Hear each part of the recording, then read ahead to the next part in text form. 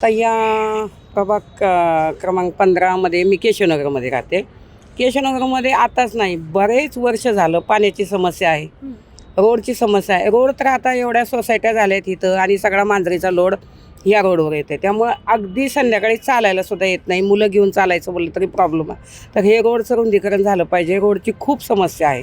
पाणीची पण आहे समस्या. पाणी एक दिवसाआड येतं. तर आम्हाला काय वाटतं की रोज 1 तास तरी जरी प्रेशरनं पाणी आलं तरी व्यवस्थित. कारण आमचं एक तर मोटरला लाईट जळते, पुन्हा पाण्याची वाट पाहावं लागतं, सगळी कामं सोडावी लागतात. तर त्या पाण्याचं टायमिंग नाही आहे.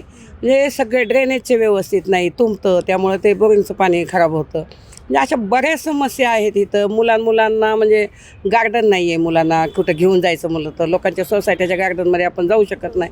तर इथं गार्डन एक व्हायला पाहिजे, नाना पार्क व्हायला पाहिजे. रोडची समस्या आहे, पाण्याची समस्या आहे, ड्रेनेजची म्हणजे समस्याच आहेत इथं.